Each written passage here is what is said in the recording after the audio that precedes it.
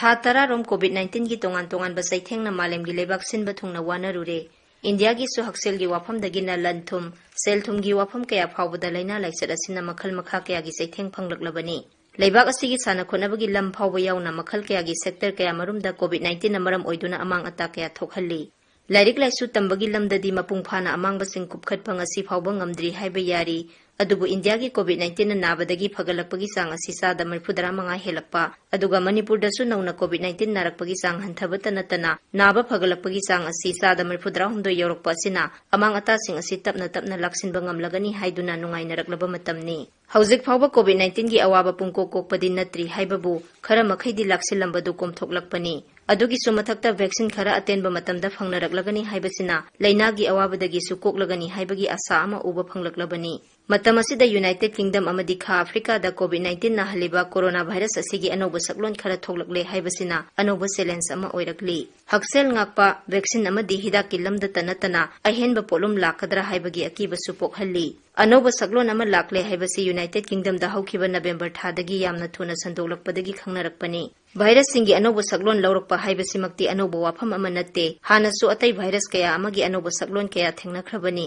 कोविड-19 ना हलिबा corona virus असिमकी तोंगान सकलोन कया लैरे हाइबगी पाव कया यूनाइटेड स्टेट्स यावना लेबा खरदा हाना तानाखरे अदुबु हंदकता यूनाइटेड किंगडम दा फंगलिबा सकलोन असिना अतैदगी खरा तोपा मसक ओइरकपना अमदि मगुंदा अहोंगबा खरा लाकपना हेन हक्सिन लौनरकपनी वायरस अमा अनोबा सकलोन लाकपदा कुइना लेगंदबसु यावी हाइबबु हंदकी कोरोना वायरस की अनोबा सकलोन असिगी मतंगददी था खरगी मनुंगदा थुना संदोकपा ngamlakpa asina मालेमगी ओइबा पाव ओइरकपनी लंदन दा था अमा अनिरोम सिदा नौना कोविड-19 नारकपगी मनुंगदा सादा हुंफुरोम असि अनोबा सकलोन असिदगी ओइरकपनी हाइना खंगनरखी मसिमकना मालेमगी थाकता अनोबा अकीबा अमा लाखलकपनी अनोबा कोरोना वायरस की सकलोन असि लम अमतंगदा जगा खरतदा तासिंदुना लैगद्रा नत्रगा लम-लमगी इसिंग नुसिकी फिबम खाइदना मफम अमदा हेक्ता लैबा ngamgadra हाइबसि सबसाना हौजिक फावबा हाइबा ngamnadri अदुगा अनोबा कोविड-19 ना हलिबा कोरोना वायरस असिना ना हलकिबा असि हानगी कोविड-19 की लायोंग लाइसत का कयाम खेनरिबगे हाइबसि नैनगदबा वाफम ओइरी फंगनरिबा पाउसिंगी मतुंग इनदी अनोबा यूनाइटेड किंगडम की सकलोन असि तोंगान हिरमदा थिजिनबदी हौनखरे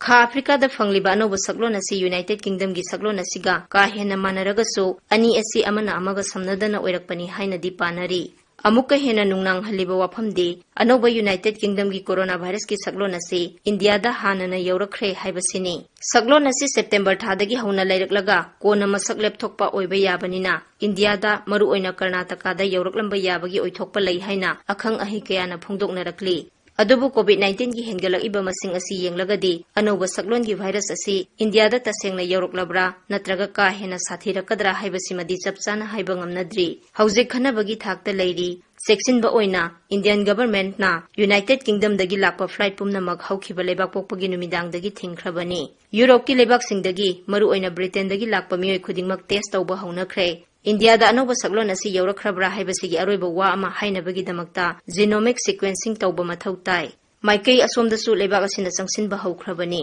अतोपा सेक्सिनिंगाई ओइबा वाफम अमना हानगी वायरस अदुदगी खेनबा अमा उबा फंगलिबसि अनोबा सकलोन असिना अंगांगदा लाइना चंगबा ngami हाइना वैज्ञानिक कयाना हाइरकपा असिनी हानगी वायरस ना हेना चंगलिबसि अहल ओइरबा मियोयसिंगदनी अदुबु अनोबा सकलोन असिना अहलदा नतना अंगांगसिंगदसु लाइना चंगबा ngami हाइबसिना अहेनबा हक्सेलगी पोलुम अमा ओइरकनी अदुगी सुमथक्ता अंगांगसिंगदा नाखिबा थोकलबदी असांगबा मतम अमा फावबा चैना फंगदुना लेहौगदबनिना हक्सेल अमदी अतै खुनाइगी पोलुम हेनगलकदौरिबनी हौजिक लाक्लिबा वाफमदी मपुंग फाना खंगद्रिबा ओइदुनसु अनोबा सकलोन असिना ओइहलकपा याबसिंगी मनुंगदा कोविड-19 असि मियोयबदा यामना थुना संदोलकपा याय हाइबसिसु अमनी अनोबा सकलोन सिगी ममांगी मखल अमना हानगीदगी हेना यांगना संदोकपगी प्रमाण लैखरे अदुना अनोबा सिसु हेना यांगना संदोलकपा याबगी थाजबा फोंदोकनरी अदुमक ओइदुनसु हौजिक फावबगी ओइनदी हौजिक लैना खंगदोंनबा तौरिबा टेस्ट अयामबना अनोबा सकलोन असि अदुमक खंगदोकपा ngamkhigani हाइना लौनरी अनोबा टेस्टिंग दमक्ता अहेनबा सेल चंगलरोय हाइदुना लंथुम लेजदबा लेबाकसिंगदा सोर खरा होनहनलगसु